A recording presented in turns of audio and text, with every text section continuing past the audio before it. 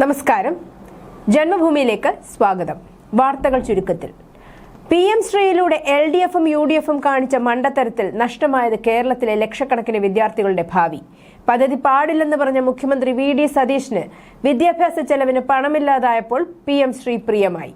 രാജ്യത്താകെ 14,500 സ്കൂളുകളിലായി 27,360 കോടി രൂപ കേന്ദ്രം നീക്കിവെച്ചു. കേരളത്തിന് 1,186.84 കോടി രൂപ ലഭിക്കും.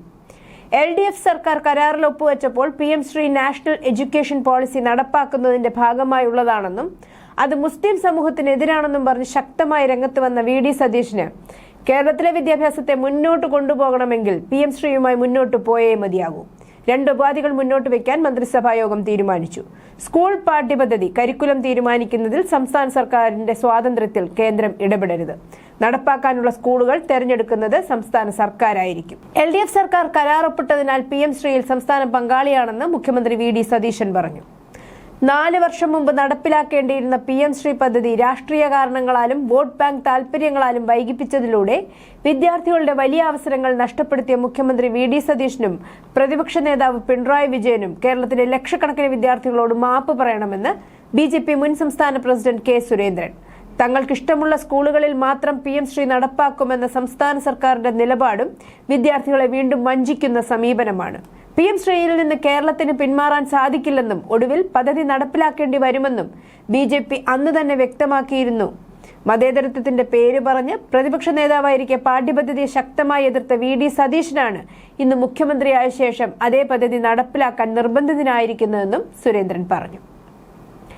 സംസ്ഥാനത്ത് ഇന്ന് ഒറ്റപ്പെട്ട ശക്തമായ മഴയ്ക്ക് സാധ്യതയുണ്ടെന്ന് കേന്ദ്ര കാലാവസ്ഥാ വകുപ്പ് അറിയിച്ചു. വിവിധ ജില്ലകളിൽ മഞ്ഞ അലർട്ട് പ്രഖ്യാപിച്ചിട്ടുണ്ട്. ഇന്ന് പത്തനംതിട്ട, കോട്ടയം, ഇടുക്കി, എറണാകുളം, തൃശൂർ, പാലക്കാട്, മലപ്പുറം ജില്ലകളിൽ മഞ്ഞ അലർട്ടാണ്. 21-ാം തീയതി മലപ്പുറം, കോഴിക്കോട്, വയനാട്, കണ്ണൂർ, കാസർഗോഡ് ജില്ലകളിലും മഞ്ഞ അലർട്ടാണ്. പകർച്ചവ്യാധി വ്യാപനത്തിൽ സംസ്ഥാനം കടുത്ത ആശങ്കയിൽ. ശുചീകരണ പ്രവർത്തനങ്ങൾ ഇനിയും പാളിയാൽ ഡെങ്കി, എലിപ്പനി കേസുകളും കുത്തനെ ഉയരുമെന്നാണ് വിദഗ്ധരുടെ മുന്നറിയിപ്പ്. ഷിഗല്ലയിൽ തീവ്ര ജാഗ്രത വേണമെന്ന് ആരോഗ്യവകുപ്പ് നിർദ്ദേശം നൽകിയിട്ടുണ്ട്. നിപ്പ ബാധിച്ച് കോഴിക്കോട് മെഡിക്കൽ കോളേജിൽ ചികിത്സയിലുള്ള യുവാവിന്റെ ആരോഗ്യനിലയിൽ മാറ്റമില്ല. സംസ്ഥാനത്ത് ഷിഗല്ല രോഗികളുടെ എണ്ണം 2 അക്കം കടന്നു. ഇന്നലെ 12 പേർക്കാണ് ഷിഗല്ല സ്ഥിരീകരിച്ചത്. മലപ്പുറത്ത് ഒരു മരണം കൂടെ റിപ്പോർട്ട് ചെയ്തു. പ്രതിദിന ഡെങ്കി കേസുകളുടെ എണ്ണവും 100 കടന്നു. മാസപ്പടി കേസിൽ പ്രതിപക്ഷ നേതാവ് പിണറായി വിജയന്റെ മകൾ വീണ വിജയനെ ED ഇന്നലെ 9 മണിക്കൂറിലേറെ ചോദ്യം ചെയ്തു. രാവിലെ 10:30 ഭർത്താവും CPM നേതാവുമായ മുഹമ്മദ് റിയാസിനൊപ്പമാണ് വീണ ED ഓഫീസിൽ എത്തിയത്. എന്നാൽ റിയാസ് കാറിൽ നിന്ന് പുറത്തിറങ്ങിയില്ല. വീണ ഇറങ്ങിക്കഴിഞ്ഞപ്പോൾ തിരിച്ചു പോവുകയായിരുന്നു. 11 മണിയോടെയാണ് ചോദ്യം ചെയ്യൽ ആരംഭിച്ചത്. തെളിവുകൾ നിരത്തിയുള്ള ചോദ്യങ്ങൾക്ക് മുൻപിൽ വീണ പലപ്പോഴും പതറി. എന്ത് സേവനങ്ങളാണ് നൽകിയതെന്ന ചോദ്യത്തിന് വ്യക്തമായ മറുപടി നൽകാൻ വീണയ്ക്ക് ആയില്ല. റെയ്ഡിൽ ലഭിച്ച തെളിവുകളും നിരത്തിയായിരുന്നു ചോദ്യം ചെയ്യൽ. രാത്രി 7:50 വീണ മടങ്ങി. ചോദ്യം ചെയ്യൽ വീണ്ടും ഉണ്ടാകുമെന്നാണ് സൂചന. അന്വേഷണം കൂടുതൽ ആഴത്തിലേക്ക് പോകും എന്നാണ് റിപ്പോർട്ട്. തിരുവനന്തപുരത്തുണ്ടായ സംഭവങ്ങളുടെ പശ്ചാത്തലത്തിൽ വൻ സുരക്ഷയായിരുന്നു ED ഓഫീസിൽ കേന്ദ്രസേനയും പുറത്ത് പോലീസും ഒരുക്കിയിരുന്നത്. VD സതീശൻ സർക്കാരിന്റെ ആദ്യ ബജറ്റ് നാളെ അവതരിപ്പിക്കും. സംസ്ഥാനത്തിന്റെ സാമ്പത്തിക ആരോഗ്യം മോശമെന്ന് വിലയിരുത്തിയ ധവളപത്രം പുറത്തിറക്കിയതിന് പിന്നാലെ വരുമാന വർധനയ്ക്കുള്ള നടപടികൾ ബജറ്റിൽ പ്രതീക്ഷിക്കുന്നു. R ശങ്കറിനും ഉമ്മൻചാണ്ടിക്കും ശേഷം ബജറ്റ് അവതരിപ്പിക്കുന്ന കോൺഗ്രസ് മുഖ്യമന്ത്രിയാണ് VD സതീശൻ. മുൻ മുഖ്യമന്ത്രി പിണറായി വിജയന്റെ മാത്രം ചിത്രം വെച്ചുള്ള പ്രചാരണം തെരഞ്ഞെടുപ്പിൽ തിരിച്ചടിയായെന്ന് CPI സംസ്ഥാന കൗൺസിലിൽ വിമർശനം. സ്ഥാനാർത്ഥി നിർണയത്തിൽ പിഴവുണ്ടായെന്നും കീഴ്ഘടകങ്ങളുടെ അഭിപ്രായങ്ങൾ മാനിക്കാത്ത സംസ്ഥാന സെക്രട്ടേറിയറ്റ് പിരിച്ചുവിടണമെന്നും ചർച്ചയിൽ ആവശ്യമുയർന്നു. ഞാനല്ലാതെ മറ്റാര് എന്ന മട്ടിൽ പിണറായിയുടെ മാത്രം ചിത്രം വെച്ച് പ്രചാരണം നടത്തിയത് കമ്മ്യൂണിസ്റ്റ് രീതിയല്ല. ഈ ധാർഷ്ട്യം നിറഞ്ഞ മുദ്രാവാക്യവും പ്രചാരണവും ജനങ്ങളിൽ അവമതിപ്പുണ്ടാക്കിയെന്നും CPI കൗൺസിലിൽ അംഗങ്ങൾ വിമർശിച്ചു. ഏറ്റുമാനൂർ മഹാദേവ ക്ഷേത്രത്തിലെ 5 നൂറ്റാണ്ടോളം പഴക്കമുള്ള വലിയ വിളക്ക് എന്ന കെടാവിളക്ക് ചൊവ്വാഴ്ച രാവിലെ പൊട്ടിവീണു.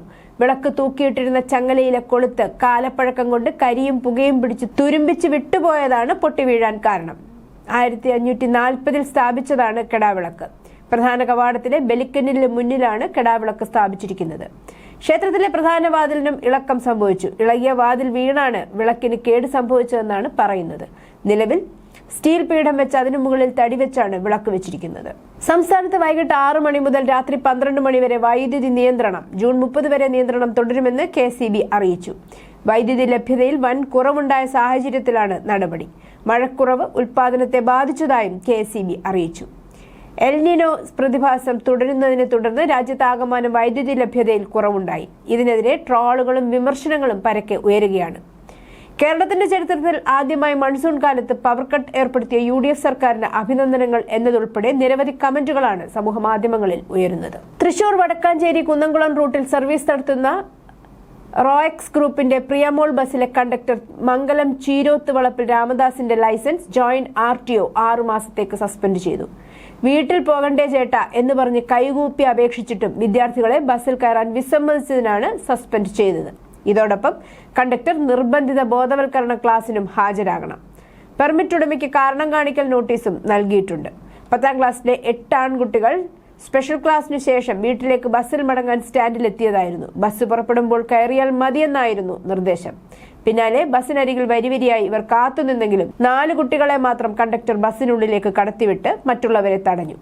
ഈ സമയം സമീപത്തുണ്ടായിരുന്ന രക്ഷിതാവായ കുമരനെല്ലൂർ സ്വദേശി TK സനീഷ് കുട്ടികളെ തടഞ്ഞ രംഗമടക്കം മൊബൈലിൽ ചിത്രീകരിച്ച് സമൂഹമാധ്യമങ്ങളിൽ പങ്കുവച്ചതോടെയാണ് സംഭവം ചർച്ചയായത്. കേരളത്തിന്റെ റെയിൽവേ വികസനത്തിന് വൻ വേഗത പകർന്ന് കേന്ദ്ര സർക്കാരിന്റെ പുതിയ പദ്ധതി. എറണാകുളത്ത് അത്യാധുനിക സൗകര്യങ്ങളോടുകൂടിയുള്ള പുതിയ കോച്ചിംഗ് ടെർമിനൽ നിർമ്മിക്കുന്നതിനുള്ള വിശദ പദ്ധതി രേഖ DPR റെയിൽവേ സമർപ്പിച്ചു. പൊന്നുരുന്നിയിലെ മാർഷലിംഗ് ഡയാർഡിൽ വിഭാവനം ചെയ്യുന്ന ഈ മെഗാ പ്രോജക്ട് 267 കോടി രൂപയാണ് ചെലവ് പ്രതീക്ഷിക്കുന്നത്. സംസ്ഥാനത്ത് റെയിൽവേ കൺസ്ട്രക്ഷൻ വിഭാഗം തിരുവനന്തപുരം ഡിവിഷന് സമർപ്പിച്ച DPR വൈകാതെ തന്നെ റെയിൽവേ ബോർഡിന്റെ അന്തിമ പരിഗണനയിലെത്തും. അനുമതി ലഭിച്ചാൽ 3 വർഷത്തിനകം ഈ അന്താരാഷ്ട്ര നിലവാരത്തിലുള്ള ടെർമിനൽ പ്രവർത്തന സജ്ജമാകും. ഒടിഞ്ഞുപോയ സൈഡ് മിറർ വലത് കൈപ്പത്തിയിൽ തൂക്കിപ്പിടിച്ച് ജനലിലൂടെ പുറത്തേക്കിട്ട് പുറകിലെ വണ്ടികൾ നോക്കി ബസ് ഓടിച്ച ഡ്രൈവറെ മോട്ടോർ വാഹന വകുപ്പ് തൂക്കി. പാലാരിവട്ടത്ത് വെച്ച് അപകടകരമായ രീതിയിൽ വണ്ടി ഓടിച്ച കാക്കനാട് ഫോർട്ട് കൊച്ചി റൂട്ടിലെ സ്വകാര്യ ബസ് ഡ്രൈവർക്കാണ് പിടിവീണത്. ബസിന് തൊട്ടു പിന്നാലെ വന്ന കാർ യാത്രക്കാരാണ് ഈ അത്യപൂർവ കണ്ണാടി അഭ്യാസം മൊബൈൽ ക്യാമറയിൽ പകർത്തിയത്. ദൃശ്യങ്ങൾ അവർ ഉടൻ തന്നെ എറണാകുളം എൻഫോഴ്സ്മെന്റ് RTOയ്ക്ക് വാട്സാപ്പ് വഴി അയച്ചു കൊടുത്തു. വീഡിയോ സമൂഹ മാധ്യമങ്ങളിലും വൈറലായതോടെ മോട്ടോർ വാഹന വകുപ്പ് അടിയന്തരമായി ഇടപെട്ടു.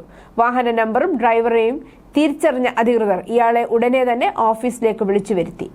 അപകടകരമായ രീതിയിൽ വാഹനം ഓടിച്ചതിന് 2000 രൂപ പിഴ ഈടാക്കി. കൂടാതെ 1 ദിവസത്തെ നിർബന്ധിത ബോധവൽക്കരണ ക്ലാസിനും കണ്ണാടി വീരനെ അധികൃതർ നിയോഗിച്ചു. അവയവദാനത്തിന്റെ മറവിൽ വ്യാജരേഖ ചമച്ച് അവയവ കച്ചവടം നടത്തിയ കേസിൽ കൊച്ചിയിലെ സ്വകാര്യ ആശുപത്രിയിലടക്കം എൻഫോഴ്സ്മെന്റ് ഡയറക്ടറേറ്റ് ED റെയ്ഡ്. സംസ്ഥാനത്തെ 5 ഇടങ്ങളിലാണ് റെയ്ഡ് നടക്കുന്നതെന്നാണ് വിവരം. അവയവ കച്ചവട കേസിലെ മുഖ്യപ്രതി നജീബിന് വൻ തുക കമ്മീഷനായി കിട്ടിയെന്നാണ് വിവരം. ഇതിന്റെ അടിസ്ഥാനത്തിലാണ് റെയ്ഡ്. കഴിഞ്ഞ മാസം കാസർഗോഡ് സ്വദേശിയായ നജീബിനെ ഗാസിയാബാദിൽ നിന്ന് അറസ്റ്റ് ചെയ്തിരുന്നു. മെഡിക്കൽ ടൂറിസത്തിന്റെ മറവിലാണ് അവയവക്കടത്ത് നടന്നത്. കലട്രാസ് മെഡിക്കൽ ടൂറിസം പ്രൈവറ്റ് ലിമിറ്റഡ് എന്ന സ്ഥാപനത്തിന്റെ മറവിൽ അവയവ കച്ചവടത്തിനായി വലിയ ശൃംഖല തന്നെ നജീബ് ഉണ്ടാക്കിയിട്ടുണ്ട്. പല ജില്ലകളിലായാണ് തട്ടിപ്പ് നടന്നത്. ശാസ്ത്രീയ പഠനമില്ലാതെയുള്ള വനം വകുപ്പിന്റെ വന്യമൃഗ പ്രതിരോധം തിരിച്ചടിയാകുന്നു. കാര്യമായ പ്രയോജനമില്ലെങ്കിലും പരമ്പരാഗത മാർഗങ്ങളായ സോളാർ വേലിക്കും കിടങ്ങുകൾക്കുമായി കോടികളാണ് പാഴാക്കുന്നത്. ഗുണനിലവാരമില്ലാത്ത സോളാർ വേലികൾ കാട്ടാനകൾ തകർക്കും. മണ്ണിടിഞ്ഞ് കിടങ്ങുകൾ മൂടിപ്പോകും. വന്യമൃഗങ്ങൾ ആക്രമണകാരികളാകുന്നത് എപ്പോഴൊക്കെയാണെന്ന് വനം വകുപ്പ് പഠിച്ചിട്ടില്ല. ആക്രമിക്കുന്ന വന്യജീവികളെ തരംതിരിച്ച് ശാസ്ത്രീയ പ്രതിരോധം ഒരുക്കണമെന്ന ചില വനപാലകരുടെ നിർദ്ദേശം ഉന്നത ഉദ്യോഗസ്ഥർ തട്ടിമാറ്റി. വനത്തിൽ ഫലവൃക്ഷങ്ങളുടെ വിത്തുകൾ വിതറിയും കുളങ്ങൾ നിർമ്മിച്ചുമാണ് ഇപ്പോഴത്തെ പ്രതിരോധം. ഭക്ഷണത്തിനായി മൃഗങ്ങൾ ജനവാസ മേഖലയിലെത്തുന്നു എന്ന നിഗമനത്തിലാണിത്. എന്നാൽ പദ്ധതി ദീർഘകാലത്തേക്ക് ഫലപ്രദമാകുന്നില്ല എന്നാണ് ആക്ഷേപം. ദില്ലിയിൽ വീണ്ടും ഭീകരവാദ മോഡ്യൂൾ തകർത്തതായി ദില്ലി പോലീസ് സ്പെഷ്യൽ സെൽ. സംഭവവുമായി ബന്ധപ്പെട്ട് 5 പേരെ അറസ്റ്റ് ചെയ്തു. ISI ഹാൻഡ്ലർ ഷഹസാദ് ഭാട്ടിയുമായി ബന്ധമുള്ള സംഘമാണ് പിടിയിലായത്. ദില്ലിയിലും അയൽ സംസ്ഥാനങ്ങളിലുമുള്ള പോലീസ് ഉദ്യോഗസ്ഥരെ ആക്രമിക്കുകയായിരുന്നു ഇവരുടെ ലക്ഷ്യം. കഴിഞ്ഞ ദിവസങ്ങളിലും ദില്ലിയിൽ ഭീകരബന്ധമുള്ളവരെ അറസ്റ്റ് ചെയ്തിരുന്നു. കർണാടക സർക്കാരിന് കീഴിലുള്ള Shri Jayadev institute of cardiovascular sciences and റിസർച്ചിൽ 24 മണിക്കൂറിനിടെ മരിച്ചത് 11 രോഗികൾ. ഹൃദ്രോഗത്തിന് ചികിത്സ തേടിയെത്തിയ 77 രോഗികളിൽ 11 രോഗികളാണ് ഇന്നലെ രാവിലെ 8-നും ഇന്ന് രാവിലെ 8-നും ഇടയിൽ മരിച്ചത്. ആശുപത്രി അധികൃതരുടെ വീഴ്ചയാണ് കൂട്ടമരണത്തിന് കാരണമെന്നാരോപിച്ച് രോഗികളുടെ കൂട്ടിരിപ്പുകാർ രംഗത്തെത്തി. രാത്രി ICUവിൽ ഡോക്ടർമാർ ഡ്യൂട്ടിയിൽ ഉണ്ടായിരുന്നില്ല എന്നും കൂട്ടിരിപ്പുകാർ ആരോപിച്ചു. തൃണമൂൽ കോൺഗ്രസ് TMC ദേശീയ ജനറൽ സെക്രട്ടറി അഭിഷേക് ബാനർജിക്കെതിരായ അറസ്റ്റ് വാറന്റിന് ഏർപ്പെടുത്തിയ സ്റ്റേ മധ്യപ്രദേശ് ഹൈക്കോടതി ബുധനാഴ്ച നീക്കി. മാനനഷ്ട കേസിൽ അദ്ദേഹത്തെ അറസ്റ്റ് ചെയ്യാൻ വഴിയൊരുക്കിക്കൊണ്ടാണ് കോടതി നടപടി. 2021 ഭാരതീയ ജനതാ പാർട്ടി BJP നേതാവും മധ്യപ്രദേശ് മന്ത്രിയുമായ കൈലാഷ് വിജയവർഗിയുടെ മകൻ ആകാശാണ് അഭിഷേക് ബാനർജിക്കെതിരെ മാനനഷ്ട കേസ് ഫയൽ ചെയ്തത്. 2020 പശ്ചിമ ബംഗാളിലെ കൊൽക്കത്തയിൽ ഒരു റാലിയിൽ അഭിഷേക് ബാനർജി ആകാശ് വിജയവർഗിയെ ഗുണ്ട എന്ന് പരാമർശിച്ചതായി പരാതിയിൽ പറയുന്നു.